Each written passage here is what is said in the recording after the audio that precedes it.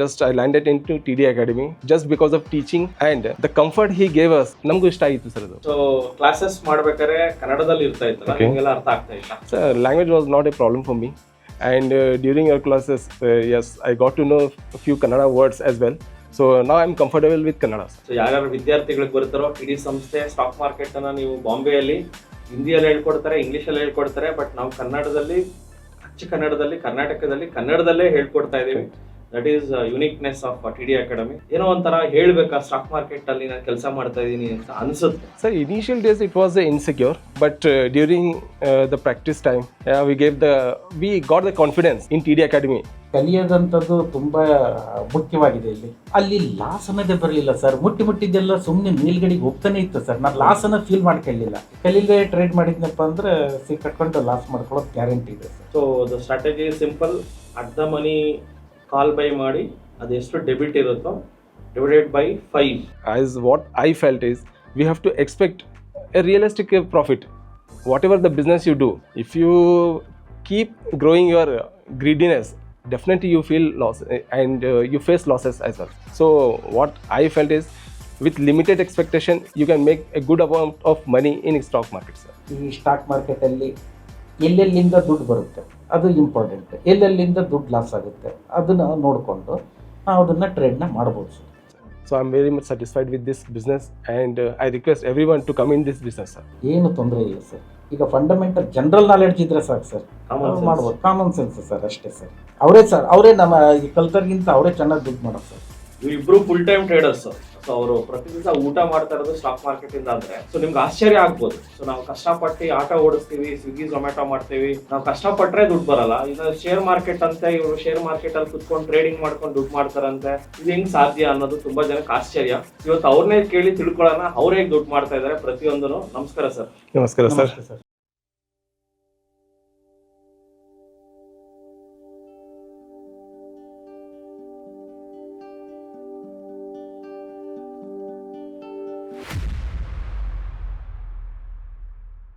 ನಮಸ್ತೆ ಕರ್ನಾಟಕ, ನಾನು ನಿಮ್ಮ Manoj Kumar, SEBI registered research analyst. ನನ್ನ ಸೆಬಿ ನೋಂದಣಿ ಸಂಖ್ಯೆ INH 00002068. ಇಲ್ಲಿ ನಾವು ಕೊಡುವ ಪ್ರತಿಯೊಂದು ಮಾಹಿತಿ ಸಹ ಪ್ರೆಸೆಂಟ್ ಡೇಟಾ ಮೇಲೆ ನಿಂತಿರುತ್ತೆ.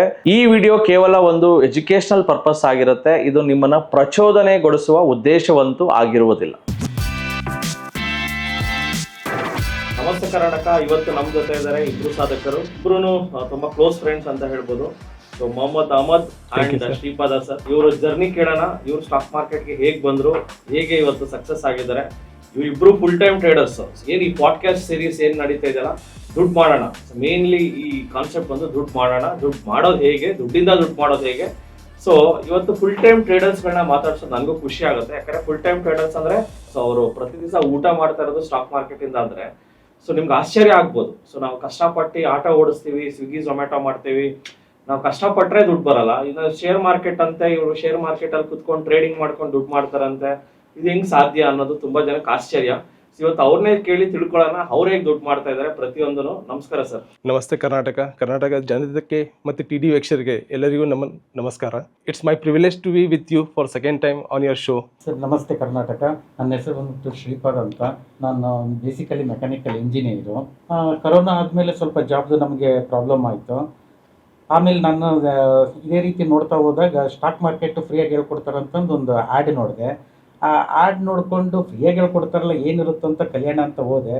ಬಟ್ ಅಲ್ಲಿ ಅವರು ಏನು ಅಂತ ಹೇಳ್ಕೊಡ್ಲಿಲ್ಲ. ಮೇಂಟೆನೆನ್ಸ್ ಫೀಸ್ ಕೊಟ್ರಿ ಸರ್ ಅಂತಂದರು. ಮೇಂಟೆನೆನ್ಸ್ ಫೀಸ್ ಇಸ್ಕೊಂಡ್ರು. ಆದರೂ ನನಗೇನು ಸರಿಯಾದಂಥ ಮಾಹಿತಿ ಹೇಳ್ಕೊಡ್ಲಿಲ್ಲ. ಸುಮ್ಮನೆ ಕಾಲ್ ಬೈ ಮಾಡಿ, ಪುಟ್ ಬೈ ಮಾಡಿ ಅನ್ನೋರು. ಅದೇನು ನನಗೆ ಅರ್ಥನೂ ಆಗಲಿಲ್ಲ. ಬಟ್ ಯಾವತ್ತೋ ಒಂದಿನ ಚಾರ್ಟ್ ನೋಡ್ಬೇಕಾದ್ರೆ ಅದು ಲೈನ್ ಹಾಕಿದಾಗ ಒಂದಕ್ಕೊಂದು ಟಚ್ ಆಗೋದು. ಇಲ್ಲಿ ಏನೋ ಇದೆ, ಇಲ್ಲಿ ಯಾವುದೋ ರೀತಿ ಏನೋ ಒಂದು ಇಲ್ಲಿ ರಹಸ್ಯ ಅಡಗಿದೆ. ಬಟ್ ಆದರೆ ಇವರು ಏನು ಹೇಳ್ಕೊಡ್ತಾ ಇಲ್ವಲ್ಲ ಅಂತಂದು ನನಗೆ ಅಲ್ಲಿ ಸ್ವಲ್ಪ ಫೀಲ್ ಆಯಿತು. ಅದಕ್ಕೋಸ್ಕರ ಅದು ಬಿಟ್ಟೆ. ಇದೇ ರೀತಿ ಸೆಮಿನಾರ್ಗಳನ್ನ ಕೆಲವೊಂದು ಅಟೆಂಡ್ ಮಾಡಿದೆ. ಅಲ್ಲೆಲ್ಲ ಸ್ವಲ್ಪ ಎಲ್ಲ ಏನೇನು ಹೀಗೆ ಮಾಡಿದ್ರೆ ಹೀಗೆ ಬರುತ್ತೆ ದುಡ್ಡು ಅಂತೆಲ್ಲ ತೋರಿಸಿದ್ರು. ಬಟ್ ಆದ್ರೂ ಯಾವುದೂ ಕ್ಲಾರಿಟಿ ಹೇಳಲಿಲ್ಲ. ಬಟ್ ಅವರು ಚಾರ್ಜ್ ಮಾಡ್ತಿದ್ದು ವೆರಿ ಹೈ ಫೀಸ್ಗಳು. ಮಿನಿಮಮ್ ಒಂದು 50,000 to 60,000 ರೂಪೀಸ್ ಹೇಳ್ತಾರೆ. ಬಟ್ ಅದನ್ನು ಕಲೀಲಿಕ್ಕೆ ನಾವು 50,000 to 60,000 ರೂಪೀಸ್ ಅಷ್ಟು ಇನ್ವೆಸ್ಟ್ ಮಾಡಿ ಅವ್ರು ಅದನ್ನು ಹೇಳ್ಕೊಟ್ಟು ಕಲಿತೀವಿ ಅನ್ನೋದು ನನಗೇನಾದ್ರೆ ಕಾನ್ಫಿಡೆನ್ಸ್ ಏನೂ ಕಾಣಿಸ್ಲಿಲ್ಲ. ಬಟ್ ಆದ್ರೂ ಒಂದು ಅವರು ಫ್ರೀಯಾಗಿ ಒಬ್ರು ಹೇಳ್ಕೊಡ್ತಾರಂತ ಅಲ್ಲಿ ಹೋದಾಗಲೂ ಅಲ್ಲೂ ಏನು ಅಂತ ನನಗೆ ಮಾಹಿತಿಯನ್ನು ಸಿಗಲಿಲ್ಲ.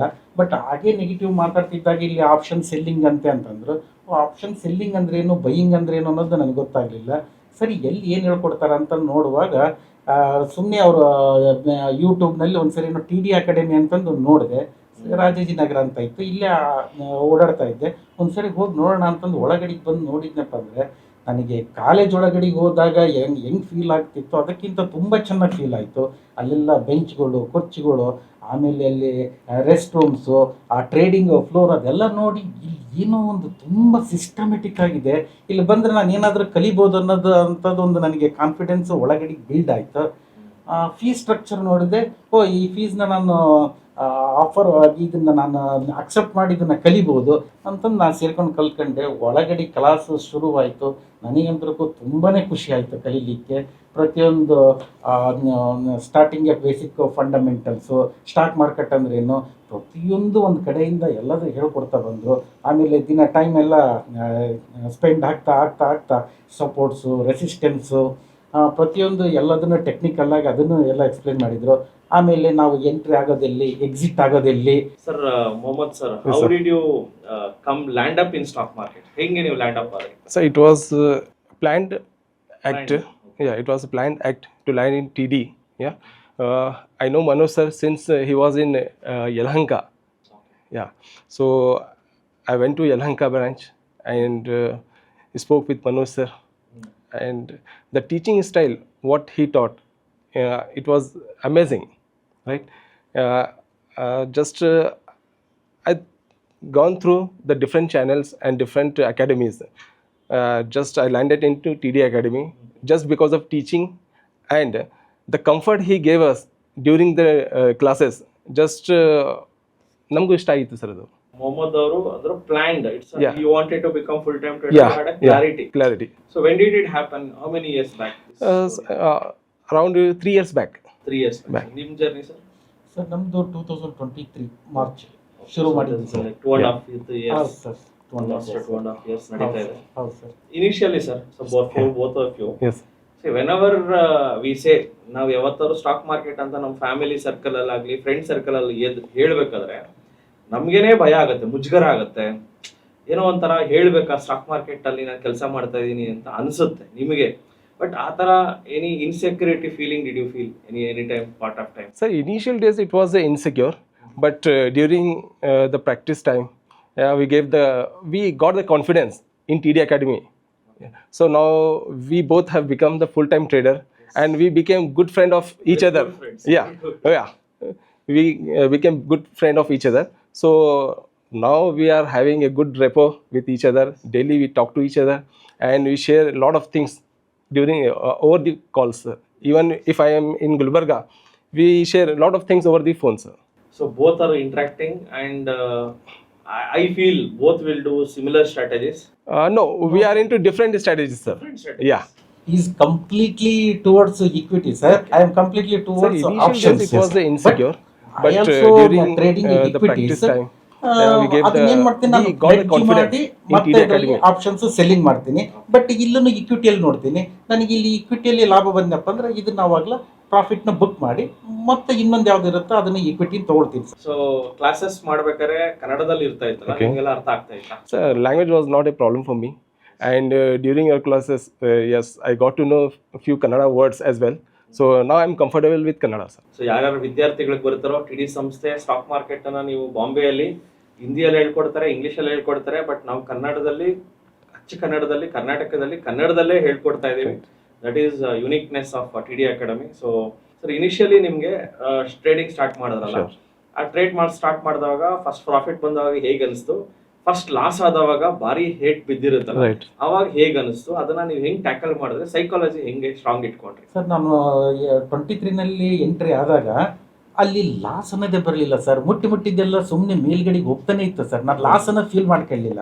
ಬಟ್ ಇಲ್ಲಿ ಆಪ್ಷನ್ ಅಲ್ಲಿ ಬಂದಾಗ ಟ್ರೇಡ್ಸ್ ಎಕ್ಸಿಕ್ಯೂಟ್ ಆದಾಗ ಅಲ್ಲಿ ನೆಗೆಟಿವ್ ತೋರಿಸ್ತಾ ಇತ್ತು. ಬಟ್ ಇನ್ನೊಂದು ನಾನು ಲಾಂಗ್ ಟರ್ಮ್ ಹಾಕ್ತಿದ್ದಾಗ ಅದು ಮತ್ತೆ ಅಪ್ ಸೈಡು ಡೌನ್ ಸೈಡ್ ಆಗಿ ಪ್ರೀಮಿಯಮ್ಸ್ ಎಲ್ಲ ಕರಗಿ ಮತ್ತೆ ಅಲ್ಲೂ ನನಗೆ ದುಡ್ಡು ಬರೋದು. ಬಟ್ ಆಮೇಲೆ ಕೆಲವೊಂದು ಟ್ರೇಡ್ಸಿಗೆ ಟು ಸೆಪ್ಟೆಂಬರ್ 24 ಒಂದ್ಸರಿ ಮಾರ್ಕೆಟ್ ಡೌನ್ ಆದಾಗ ಅವಾಗ ನನಗೆ ಸ್ವಲ್ಪ ಫೀಲ್ ಆಯಿತು. ಬಟ್ ಅಷ್ಟರೊಳಗಡೆಗೆ ನಾನು ಆಪ್ಷನ್ಸಲ್ಲಿ ನಾನು ಟ್ರೇಡ್ ಮಾಡೋದು ಕಲ್ತಿರೋದ್ರಿಂದ ಈ ಸ್ಟಾಕ್ಸ್ನ ಪ್ಲೆಡ್ಜ್ ಮಾಡಿದ್ರಿಂದ ಅದರಿಂದ ನನಗೆ 80% ದುಡ್ಡು ಬರ್ತಿತ್ತು. ಅದರಲ್ಲಿ ನಾನು ಆಪ್ಷನ್ಸ್ ಟ್ರೇಡ್ ಮಾಡಿರೋದ್ರಿಂದ ಇಲ್ಲೂ ಒಂದು ಸ್ವಲ್ಪ ಸಂಪಾದನೆ ಮಾಡಿ, ಈಗ ಈಕ್ವಿಟಿಯಲ್ಲಿ ಬರದೇ ಇದ್ರು ಆಪ್ಷನ್ಸಲ್ಲಿ ಇಲ್ಲಿ ಸಂಪಾದನೆ ಮಾಡ್ಕೊತಿದ್ದೆ. ಆಮೇಲೆ ಕೆಲವೊಂದು ಸ್ಟಾಕ್ಸ್ ಎಲ್ಲ ಹಾಕಿದಾಗ ಒಂದು 2-3% ಹೋದಾಗ ಅಲ್ಲೂ ಒಂದು ಸ್ವಲ್ಪ ಬರೋದು. ಹಾಗಾಗಿ ನನಗೆ ಅಂತ ಜಾಸ್ತಿ ನನಗೆ ಬ್ಯಾಡ್ ಆಗೇನು ಫೀಲ್ ಆಗಿಲ್ಲ ಸರ್. ಯಾವಾಗಾದ್ರೂ ನಿಮ್ಗೆ ಫೀಲ್ಡ್ ಯಾಕೆ ಬಂದೆ, ಈ ಫೀಲ್ಡ್ ಬಿಟ್ಬಿಡೋಣ ಅಂತ ಅನ್ಸಿದ್ಯಾ? ಸರ್, ಇದುವರೆಗೂ ನನಗೆ ಅನಿಸಿಲ್ಲ ಸರ್. ಇದ್ರ ಒಳಗಡೆ ಇನ್ನೂ ಚೆನ್ನಾಗಿ ಇಂಪ್ರೂವ್ ಆಗ್ಬೋದು ಅಂತ ಅನಿಸ್ತಾ ಇದೆ. ಇನ್ನೊಂದು ಸ್ವಲ್ಪ ಬಂಡವಾಳಗಳನ್ನೆಲ್ಲ ನಾನು ಸ್ವಲ್ಪ ಜಾಸ್ತಿ ಮಾಡಿಕೊಂಡು ಇನ್ನು ಟ್ರೇಡಿಂಗ್ಸು ಮಾಡೋಣ ಅಂತ ಅನಿಸುತ್ತೆ. ಯಾಕಪ್ಪ ಅಂದರೆ ಇಲ್ಲಿ ಒಂದೇ ಸರಿಗೆ ಬಂಡವಾಳ ಹಾಕೋದು ಅನ್ನೋದು ಸ್ವಲ್ಪ ಚೆನ್ನಾಗಿರಲ್ಲ ಅಂತಂದು ಕ್ಲಾಸಲ್ಲೇ ಹೇಳ್ಕೊಟ್ಟಿದ್ದೀರ. ಮೊದಲನೇದಾಗಿ ಬೇಕಾಗಿರೋದೇ ಮನಿ ಮ್ಯಾನೇಜ್ಮೆಂಟ್. ಈಗ ನಮ್ಮ ಹತ್ರಕ್ಕೆ ಒಂದು ಎಕ್ಸ್ ಅಂತ ಅಮೌಂಟ್ ಇತ್ತು ಅಂದರೆ ಅಷ್ಟರೊಳಗಡೆಗೆ ನಾನು ಟ್ರೇಡ್ ಮಾಡ್ಕೊಳ್ಳೋದನ್ನ ನಾನು ಕಲಿಬೇಕು, ಅದನ್ನು ಮ್ಯಾನೇಜ್ ಮಾಡೋದು. ಯಾಕಂದರೆ ಎಕ್ಸ್ ಅಮೌಂಟ್ ಅನ್ನೋದೊಂದು ಡಿಕ್ರೀಸ್ ಆದ್ನಪ್ಪ ಅಂದರೆ ಮತ್ತದನ್ನು ಆ ಲೆವೆಲಿಗೆ ತರಬೇಕು ಅಂದರೆ ನಮ್ಮದು ಮತ್ತೆ ಜಾಸ್ತಿ ನಾವು ಕಷ್ಟಪಡಬೇಕಾಗುತ್ತೆ. ನಾವೇನಾದರೂ ಎಕ್ಸಿಟ್ ಆದ್ರೂ ಒಂದು ಮಿನಿಮಮ್ ಲಾಸಲ್ಲಿ ಎಕ್ಸಿಟ್ ಆಗೋದು. ಯಾಕಪ್ಪ ಅಂದರೆ ಕ್ಲಾಸಲ್ಲಿ ಹೇಳ್ಕೊಟ್ಟಿರೋ ಪ್ರಕಾರ ಸಪೋರ್ಟು, ರೆಸಿಸ್ಟೆನ್ಸು, ಟ್ರೆಂಡ್ ಲೈನ್ಸು, ಕೆಲವೊಂದು ಇಂಡಿಕೇಟರ್ಸ್ ಅಲ್ಲಿ ಇಂಡಿಕೇಟ್ ಮಾಡುತ್ತಲ್ಲಿ ಅಷ್ಟರೊಳಗಡೆಗೆ ನಾವುಗಳು ತಪ್ಪಿಸ್ಕೊಂಡು ಬರೋದನ್ನ ನಾವು ಕಲಿಬೇಕು ಸರ್.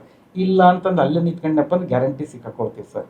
ಯಾಕಪ್ಪ ಅಂದರೆ ಇಲ್ಲಿ ಕಲಿಯೋದಂಥದ್ದು ತುಂಬ ಮುಖ್ಯವಾಗಿದೆ. ಇಲ್ಲಿ ಕಲೀಲೇ ಟ್ರೇಡ್ ಮಾಡಿದ್ನಪ್ಪ ಅಂದರೆ ಸಿಕ್ಕಾಕೊಂಡು ಲಾಸ್ ಮಾಡ್ಕೊಳ್ಳೋದು ಗ್ಯಾರಂಟಿ ಇದೆ ಸರ್. ಈಗ ನಾವು ಕಲಿಬೇಕು ಅಂದರೆ ಆಪ್ಷನ್ಸನ್ನು ಕಲಿಬೇಕು, ಈ ಕಡೆಗೆ ಈಕ್ವಿಟಿನೂ ಕಲಿಬೇಕು. ಇಲ್ಲಿ ಈಕ್ವಿಟಿಯಲ್ಲಿ ನನಗೆ ಬರದೇ ಇದ್ರು ಇಲ್ಲಿ ಪ್ಲಡ್ಜ್ ಮಾಡ್ಕೊಂಡು ಆಪ್ಷನ್ಸಲ್ಲಿ ಬ್ಯಾಲೆನ್ಸ್ ಮಾಡ್ಕೊಂಡು ನಾವು ಟ್ರೇಡಿಂಗ್ ಮಾಡ್ಕೊಂಡು ಮುಂದುವರಿಬೋದು sir. As every business has pros and cons, in the same way, even stock market has some pros and cons, sir, right? So we have to follow the basics. If you expect unrealistic things, definitely you will face the losses. So as what I felt is, we have to expect a realistic profit. Whatever the business you do, if you keep growing your greediness, definitely you feel loss and you face losses as well. So what I felt is, with limited expectation, you can make a good amount of money in stock market, sir. So coming back to the techniques, sir. Yeah. Many people are interested in knowing your techniques. Yes. So ಯಾವ technique ನ ಬಳಸಿ ನೀವು profit ಮಾಡ್ತಾ ಇದ್ದೀರಾ? Some ideas. Sir, right now I'm blending two indicators in one strategy. That is the RSI 30 and 70 and Bollinger Band, sir. If the candle comes below the Bollinger Band, lower band, sir, especially it should be a gap down, sir, and the RSI should be below 30. So I'll keep accumulating the stocks. So once it comes to 70 or crosses the upper band, I'll exit the trade and book the profits. So in that way I'm making the profits, sir. ನೀವು trade ಮಾಡೋದು Nifty 50 ನಾ Nifty 100? It was sir, I was doing in Nifty 50. Now I've started the range about Nifty 200 250, sir. So ಸರ್ದು strategy ತುಂಬಾ simple ಆಗಿದೆ, equity based strategies. Yeah. So stock picking is a art. So ಅದನ್ನ ನೀವು ಕಲಿಬೇಕಾದ್ರೆ TD ಸಂಸ್ಥೆಗೆ ಬನ್ನಿ. ಯಾಕಂದ್ರೆ so you need to go very deep. P ratio, P ratio, market cap, ROC, ROE, debt test ಇದೆ ಕಂಪ್ನಿದು, ಇಯರ್ ಆನ್ ಇಯರ್ ಪ್ರಾಫಿಟ್ ಹೆಂಗ್ improve ಆಗ್ತದೆ ಎಲ್ಲ ಚೆಕ್ ಮಾಡ್ಕೊಂಡು ನೀವು ಇನ್ವೆಸ್ಟ್ ಮಾಡ್ಬೇಕಾಗುತ್ತೆ. ಸೊ ನೀವು ಈಕ್ವಿಟಿ ಮಾಡ್ತೀರಾ, F&O ಮಾಡ್ತೀರಾ? You told clearly F&O, but ಈಕ್ವಿಟಿಗೂ F&Oಗೂ ಏನು ಚಾಲೆಂಜಸ್ ಫೇಸ್ ಮಾಡಿದ್ರೆ ನಿಮ್ಮ ಟೆಕ್ನಿಕ್ ಯಾವ ಥರ ಯೂಸ್ ಮಾಡ್ತಾ ಇದ್ದೀರಾ? ಸರ್, ನಾನು ಸ್ಟಾಕ್ಸ್ನ ಆಲ್ಮೋಸ್ಟ್ ಬ್ಲೂ ಚಿಪ್ ಕಂಪ್ನೀಸ್ನೇ ತೊಗೊಳ್ತೀನಿ. ಆಲ್ಮೋಸ್ಟ್ ಸಪೋರ್ಟ್ ಲೆವೆಲಲ್ಲಿ ಇದೆಯಲ್ಲ ಅಂತಂದು ನೋಡಿಕೊಂಡು ಅಲ್ಲಿ ಎಂಟ್ರಿ ಮಾಡ್ತೀನಿ. ಅಲ್ಲಿ ಎಂಟ್ರಿ ಮಾಡಿದಾಗಲೂ ಇಲ್ಲಿ ಏನು ನಮಗೆ ಕ್ರಿಯೇಟ್ ಆಗುತ್ತೆ ಅಂತಂದರೆ, ನನ್ನ ಹತ್ರಕ್ಕೆ 1 ಲಕ್ಷ ರೂಪಾಯಿ ಇದ್ದರೆ ಒಂದೇ ಸರಿಗೆ 1 ಲಕ್ಷ ರೂಪಾಯಿ ಹಾಕಬೇಕಾ? ಈ ಸಪೋರ್ಟಲ್ಲಿ ಲೆವೆಲಲ್ಲಿ ಇರೋದು, ಆ ಸಪೋರ್ಟ್ನ ಬ್ರೇಕ್ ಮಾಡ್ಕೊಂಡು ಡೌನಿಗೆ ಬರ್ಬೋದು. ಅದಕ್ಕೋಸ್ಕರ ನಾನು ಏನು ಮಾಡ್ತೀನಿ, ಓನ್ಲಿ 25% ಆಫ್ ಅಮೌಂಟ್ನ ನಾನು ಫೀಡ್ ಮಾಡ್ತೀನಿ. ಬಟ್ ಅಲ್ಲೇನಾದರೂ ಅದು ರೀಟೆಸ್ಟ್ ಆಗಿ ಮತ್ತೆ ಮೇಲೂ ಹೋಗೋಕೆ ಶುರುವಾಯಿತು ಅಂದರೆ ಮತ್ತು ಅಲ್ಲಿ ಮತ್ತೊಂದು 25% ನಂದು ಅಮೌಂಟ್ನ ಇನ್ವೆಸ್ಟ್ ಮಾಡ್ತೀನಿ ಸರ್. ಈ ರೀತಿ ನಾನು ಇನ್ವೆಸ್ಟ್ಮೆಂಟ್ ಮಾಡಿಕೊಂಡು ಈಕ್ವಿಟಿಯಲ್ಲಿ ಪ್ರಾಫಿಟ್ನ ನಾನು ತಗೊಳ್ತೀನಿ. ಬಟ್ ಇಲ್ಲಿ ಯಾವಾಗ ಈಕ್ವಿಟಿಯಲ್ಲಿ ಇನ್ವೆಸ್ಟ್ ಮಾಡಿದ್ನೋ ಅದನ್ನು ಇಮ್ಮಿಡಿಯೇಟಾಗಿ ಶೇರ್ಸ್ನ ಪ್ಲಡ್ಜ್ ಮಾಡ್ತೀನಿ. ಆ ಶೇರ್ ಪ್ಲಡ್ಜ್ ಮಾಡಿದ್ದು ನನಗೆ ಅಮೌಂಟ್ ಕೊಲೆಟ್ರಲ್ ಮಾರ್ಜಿನ್ ಸಿಗುತ್ತೆ. ಆ ಮಾರ್ಜಿನಲ್ಲಿ ನಾನು ಆಪ್ಷನ್ಸ್ ಟ್ರೇಡಿಂಗ್ ಮಾಡ್ತೀನಿ ಸರ್. ಫಾರ್ ಎಕ್ಸಾಂಪಲ್, ಈಗ ನಾನು ಮೊದಲು ಸ್ಟಾರ್ಟಿಂಗ್ ಇನಿಷಿಯಲ್ ಸ್ಟೇಜ್ ಶುರು ಮಾಡಿದಾಗ ಮಂತ್ಲಿ ಎಕ್ಸ್ಪೈರೀಸ್ನ ನಾನು ತೊಗೊಳ್ತಾ ಇದ್ದೆ ನಿಫ್ಟಿಯಲ್ಲಿ. ಮಂತ್ಲಿ ತೊಗೊಂಡ್ರು ಬಟ್ ಅಕಸ್ಮಾತ್ ಬ್ರೇಕ್ ಇವನ್ ಲೆವೆಲ್ ಹತ್ರಕ್ಕೆ ಹೋಯ್ತು ಅಂತಂದರೆ ಅಲ್ಲಿ ನಿಮಗೆ ಅಡ್ಜಸ್ಟ್ಮೆಂಟ್ಸ್ ಎಲ್ಲ ಹೇಳ್ಕೊಟ್ಟಿದ್ವಿ. ಆ ಅಡ್ಜಸ್ಟ್ಮೆಂಟ್ನ ನಾನು ಮಾಡ್ತಾ ಇದ್ದೆ. ಫಾರ್ ಎಕ್ಸಾಂಪಲ್ಲು ಮಾರ್ಕಿಂಗ್ ಎಲ್ಲ ಆಗಿರ್ಬೋದು ಅಥವಾ ಅವರೇಜಿಂಗ್ ಆಗಿರ್ಬೋದು, ಅವರನ್ನ ಮಾಡಿಕೊಂಡು ನಾನು ಅಲ್ಲಿಂದ ಬರ್ತಿದ್ದೆ. ಬಟ್ 25 ಲಾಟ್ ಇದ್ದಾಗ ನನಗೆ ಸ್ವಲ್ಪ ಚೆನ್ನಾಗಿ ವರ್ಕ್ ಆಗ್ತಿತ್ತು. ಆಮೇಲೆ ಈ 50% ಕೊಲೆಟ್ರಲ್ ಮಾರ್ಜಿನ್ನು ಅದು ಇರಲಿಲ್ಲ ಮುಂಚೆ. ಅದು ಇಲ್ದಾಗ ನನಗೆ ತುಂಬಾ ಚೆನ್ನಾಗಿಯೇ ವರ್ಕೌಟ್ ಆಯಿತು. ಬಟ್ ಇವಾಗ 50% ಕ್ಯಾಶ್ ಕೊಲೆಟ್ರಲ್ ಇಡಬೇಕು ಅಂತಾರೆ. ಆಮೇಲೆ ಎಕ್ಸ್ಪೈರಿ ಡೇ ದಿವಸ ಇದ್ದಕ್ಕಿದ್ದಂಗೆ ಮಾರ್ಜಿನ್ ರೈಸ್ ಆಗ್ತಾ ಇದೆ. ಅದಕ್ಕೋಸ್ಕರ ನಾನು ಸ್ವಲ್ಪ ಸ್ಟ್ರಾಟಜಿನ ಚೇಂಜ್ ಮಾಡ್ಕೊಂಡಿದ್ದೀನಿ. ಇವಾಗ ಅರ್ಧ ಮನಿ ಹತ್ರ ಈಗ ನಾಳೆ ಎಕ್ಸ್ಪೈರಿ ಇದೆ ಅಂದರೆ, ಫಾರ್ ಎಕ್ಸಾಂಪಲ್ ಇವಾಗ ನಿಫ್ಟಿನ ಟ್ಯೂಸ್ಡೇ ಎಕ್ಸ್ಪೈರಿ, ಮಂಗಳವಾರಕ್ಕೆ ಎಕ್ಸ್ಪೈರಿ ಮಾಡಿದ್ದಾರೆ. ನಾನು ಅದನ್ನು ಸೋಮವಾರ ಮಧ್ಯಾಹ್ನ 3:20 ಸಪೋರ್ಟು ರೆಸಿಸ್ಟೆನ್ಸು ನೋಡ್ಕೊಳ್ತೀನಿ ಡೇ ಕ್ಯಾಂಡಲಲ್ಲಿ. ಹೋದರೆ ಎಷ್ಟು ಮೇಲೆ ಹೋಗ್ಬೋದು, ಅಕಸ್ಮಾತ್ ಮಾರ್ಕೆಟು ಡೌನ್ ಬಂದರೆ ಎಷ್ಟು ಕೆಳಗಡೆಗೆ ಬರ್ಬೋದು, ಅದು ಎರಡನ್ನೂ ರೇಂಜ್ ನೋಡ್ಕೊತೀನಿ. ಆಮೇಲೆ ವಿಕ್ಸು ಕ್ಯಾಲ್ಕುಲೇಷನ್ ಮಾಡ್ಕೊತೀನಿ. ವಿಕ್ಸು ಕ್ಯಾಲ್ಕುಲೇಷನ್ ಪರ್ ಡೇ ಎಷ್ಟು ಮೂವ್ ಆಗ್ಬೋದು ಅದನ್ನು ನೋಡ್ಕೊತೀನಿ. ಆ ರೇಂಜ್ ಒಳಗಡೆ ಇತ್ತು ಅಂತಂದರೆ ನಾನು ಸ್ಟ್ರಾಟಜಿನ ಸೋಮವಾರ ಮಧ್ಯಾಹ್ನ 3:20 ಡೆಪ್ಲಾಯ್ ಮಾಡ್ತೀನಿ. ಆ ಡೆಪ್ಲಾಯ್ ಮಾಡೋ ಸ್ಟ್ರಾಟಜಿ ಏನಂದರೆ, ಅಟ್ಲೀಸ್ಟ್ ಅಟ್ ದ ಮನಿ, ಇಲ್ಲಪ್ಪ ಅಂದರೆ ಪ್ರೀಮಿಯಮ್ ಮ್ಯಾಚ್ ಆಗಲಿಲ್ಲಪ್ಪ ಅಂದರೆ ಒಂದೇ ಒಂದು ಸ್ಟ್ರೈಕ್ನ ಹಿಂದೆ ಮನಿಗೆ ಹೋಗ್ತೀನಿ ಪಿ ಇ ಸೈಡು. ಆಮೇಲೆ ಅಲ್ಲಿ ಏನಲ್ಲಿ ನಾನು ಬೈ ಮಾಡಿದ್ದಾಗ ನನಗೆ ಡೆಪ್ಟ್ ಆಗುತ್ತೆ, ಅದನ್ನು ಸೇಮ್ ಆ ಡೆಪ್ಟ್ ಡಿವೈಡೆಡ್ ಬೈ 5 ಮಾಡ್ತೀನಿ. 5 ಮಾಡಿದಾಗ ಸಿಗೋಂಥದ್ದು ಸ್ಟ್ರೈಕ್ ಪ್ರೈಸ್ ಒಂದು ಸ್ಟ್ರೈಕ್ನ ಅಪ್ಪರ್ ತೊಗೊಳ್ತೀನಿ. ಫಾರ್ ಎಕ್ಸಾಂಪಲ್ಲು 200 ರುಪೀಸ್ ನಾನು ಬೈ ಮಾಡಿದೆ ಅಂತಂದರೆ ಒಂದು ಅದನ್ನು ಡಿವೈಡೆಡ್ ಬೈ 5 ಮಾಡ್ತೀನಿ, 40 ರುಪೀಸ್ ಬರುತ್ತೆ. 40 into 5 ಅಂದರೆ ಈಗ ಡೆಬಿಟ್ ಟು ಕ್ರೆಡಿಟ್ಟು ಮ್ಯಾಚ್ ಆಗಿಬಿಡುತ್ತೆ. ಬಟ್ ನಾನು ಅಲ್ಲಿ ಅದನ್ನು ತೊಗೊಳೋದಿಲ್ಲ. ನಾನೊಂದು 10 ರುಪೀಸ್ ಮೇಲೆ ಹೋಗ್ತೀನಿ, 50 ರುಪೀಸ್ ತೊಗೊಳ್ತೀನಿ. 50 ರುಪೀಸ್ದು ಪ್ರೀಮಿಯಮ್ ಇಲ್ಲ 52 ಸಿಗ್ಬೋದು, ಇಲ್ಲ 55 ಸಿಗ್ಬೋದು, ಅದನ್ನು ತೊಗೊಳ್ತೀನಿ. ಅದು ಫಾರ್ ಎಕ್ಸಾಂಪಲ್ 50 ರುಪೀಸ್ದು ತೊಗೊಂಡೆ ಅಂದರೆ 50 into 5 ಅಂದರೆ 250 ರುಪೀಸ್ ಆಯಿತು. ಇಲ್ಲಿ ಬೈ ಮಾಡಿದ್ದು 200 ರುಪೀಸು. 50 ರುಪೀಸ್ ನನಗೆ ಕ್ರೆಡಿಟ್ ಇರುತ್ತೆ. ಆ ಕ್ರೆಡಿಟ್ನ ಮತ್ತೆ ನಾನೇನು ಮಾಡ್ತೀನಿ, 50 ರುಪೀಸ್ ಡಿವೈಡೆಡ್ ಬೈ 5 ಮಾಡ್ತೀನಿ. ಆ 10 ರುಪೀಸ್ ಬರುತ್ತೆ. ಆ 10 ರುಪೀಸ್ದು 5 ಲಾಟ್ನ ನಾನು ಬೈ ಮಾಡ್ತೀನಿ ಸರ್. ಇದೇ ರೀತಿ ಕಾಲ್ ಸೈಡು ಆಮೇಲೆ ಪುಟ್ ಸೈಡು ಮಾಡ್ತೀನಿ ಸರ್. ಬೆಳಿಗ್ಗೆ ನಾನು ರೇಂಜ್ ನೋಡ್ತೀನಿ. ಅಕಸ್ಮಾತ್ ಮಾರ್ಕೆಟ್ ಏನಾದರೂ ಸೈಡ್ ವೇಸ್ ಆಗಿ ಅಲ್ಲೇ ಇತ್ತು ಅಂದರೆ 9:20, 9:30, ಇಲ್ಲ 10 ಗಂಟೆವರು ನನ್ನ ರೇಂಜ್ ಒಳಗಡೆ ಓಡಾಡ್ತಿತ್ತು ಅಂದರೆ ನಾನು ಬಿಡ್ತೀನಿ. ಇಲ್ಲ ಅದನ್ನು ಬ್ರೇಕ್ ಮಾಡಿಕೊಂಡು ಬ್ರೇಕ್ ಹತ್ರ ಬರುತ್ತೆ ಇನ್ನೂ 100 ಪಾಯಿಂಟ್ಸು ಈ ರೀತಿ ದೂರ ಇದ್ರೂ ಸ್ವಲ್ಪ ವೆಯ್ಟ್ ಮಾಡ್ತೀನಿ. ಇದ್ರ ನಡುವೆ 1% ಏನೋ ಪ್ರಾಫಿಟ್ ಬಂತಂದ್ರೆ ನಾನು ಎಕ್ಸಿಟ್ ಆಗ್ತೀನಿ ಸರ್. ಇಲ್ಲ 1% ಲಾಸ್ ಇತ್ತು ಅಂದ್ರೆ ಎಕ್ಸಿಟ್ ಆಗಿಬಿಡ್ತೀನಿ. ಇದು expiry day before one day before sir. ಇದನ್ನು ಸನ್ಸೆಕ್ಸಲ್ಲೂ ಮಾಡ್ತಾ ಇದ್ದೀನಿ, ಆಮೇಲೆ ನಿಫ್ಟಿಯಲ್ಲೂ ಮಾಡ್ತಾ ಇದ್ದೀನಿ ಸರ್. ಮುಂಚೆ ಇದನ್ನು ಸನ್ಸೆಕ್ಸ್ ನಾನು ಮುಟ್ತಾ ಇರಲಿಲ್ಲ, ಬರೀ ನಿಫ್ಟಿಯಲ್ಲೇ ಮಾಡ್ತಾ ಇದ್ದೆ. ಇವಾಗ ಇದು ಕೊಲೆಟ್ರಲ್ ಮಾರ್ಜಿನ್ ಅದು ಸ್ವಲ್ಪ 50% ಕ್ಯಾಶ್ ಕಾಂಪೊನೆಂಟ್ ಇಡಬೇಕು ಅಂದಾಗಿಂದ ಈ ಸನ್ಸೆಕ್ಸಲ್ಲೂ ಮಾಡೋಕ್ಕೆ ಶುರು ಮಾಡಿದ್ದೀನಿ sir. So the strategy simple, at the money call by ಮಾಡಿ ಅದೆಷ್ಟು ಡೆಬಿಟ್ ಇರುತ್ತೋ ಡಿವೈಡೆಡ್ ಬೈ 5 ಟೈಮ್ಸ್. ಲೈಕ್ 200 ರೂಪಾಯಿ ಡೆಬಿಟ್ ಇದ್ರೆ ಅಟ್ ದ ಮನಿ ಕಾಲ್ಗೆ 200 ರೂಪಾಯಿ ಇದ್ರೆ ಡಿವೈಡೆಡ್ ಬೈ 5 ಮಾಡಿ. So it will be 40 rupees. But 40 rupees ಮಾಡಬಾರ್ದು, ಇನ್ನು 10 ರೂಪಾಯಿ ಜಾಸ್ತಿ ಇದೆ, 5 ಲಾಟ್ ಸೆಲ್ ಮಾಡಬೇಕು. 50 ರುಪೀಸ್ ಎಕ್ಸ್ಟ್ರಾ ಕ್ರೆಡಿಟ್ ಆಗುತ್ತೆ. 50 into 5 250. 50 ರುಪೀಸ್ ಎಕ್ಸ್ಟ್ರಾ ಕ್ರೆಡಿಟ್ಗೆ ಮತ್ತೆ 10 ಲಾಟ್ ಹೋಗ್ಬಿಟ್ಟು 5 ಲಾಟ್ ಹೋಗ್ಬಿಟ್ಟು 10 ರೂಪಾಯಿದು 5 ಕಾಲ್ನ ಬೈ ಮಾಡ್ಕೊಳ್ಳೋದು ಔಟ್ ಆಫ್ ದಿ ಮನಿದು ಫಾರ್ ಹೆಡ್ಜಿಂಗ್ ಪರ್ಪಸ್. ಇದೇ ಥರ ಪುಟ್ ಸೈಡ್ ಮಾಡಿಕೊಂಡು this becomes kind of we can say Batman ಥರ, ಕೈಂಡ್ ಆಫ್ ಅ ಬ್ಯಾಟ್ಮ್ಯಾನ್ ಥರ, ಸ್ವಲ್ಪ Batman kind of or ratio spreads ಅಂತಾನು ಕರೀತಾರೆ. ಹೌದು ಸರ್. ಸೊ ಈಕ್ವಲ್ ರೇಷಿಯೋ ಇರುತ್ತೆ. ಹೌದು sir. Equal lots of call sell, equal lots of call buy. So there is no ratio, but it's like a head strategy. So, but again, it's a purely expiry before day it will work out, or 2 days before expiry also it will work out. So overall, sir, how satisfied are you so far? 2-3 years, 2 years though, are you in profit? What is the ROA you made last 2 years? Sir, the decision which I took to enter into the market, I'm satisfied with that decision. I'm making good amount of money, sir, and yearly you can expect around 25 to 30% whatever the amount you invest in the stock market, sir. So I'm very much satisfied with this business, and I request everyone to come in this business, sir. So you're able to make 25-30%? Yeah. Last 2 years? Yeah, last 2 years. Sir, what about you, sir? Sir ನಂದನ್ನು almost 30 to 35% ಇದೆ sir. So ನೀವು ಈ ಫೀಲ್ಡಿಗೆ ಬಂದಿದ್ದು ನಿಮಗೆ fielding ಚೆನ್ನಾಗಿ ನಿಮ್ಗೆ ಖುಷಿ ಇದೆ ಫೀಲ್ಡ್ ಬಂದಿದ್ದು? ತುಂಬ ಖುಷಿ ಇದೆ ಸರ್, ತುಂಬ ಖುಷಿ ಇದೆ. ಚೆನ್ನಾಗಿ ಇನ್ನೂ ಮಾಡ್ಕೋಬೋದು ಅಂತ ಅನಿಸುತ್ತೆ. ಯಾಕಂತಂದರೆ ಸ್ಟಾಕ್ ಮಾರ್ಕೆಟ್ ಯಾವತ್ತಿಗೂ ಬಿದ್ದು ಅಲ್ಲೇ ನಿಂತ್ಕೊಳ್ಳೋದಿಲ್ಲ. ಸ್ಟಾಕ್ ಮಾರ್ಕೆಟಲ್ಲಿ ನಮ್ಮಂಥವ್ರು ಇರೋದಿಲ್ಲ.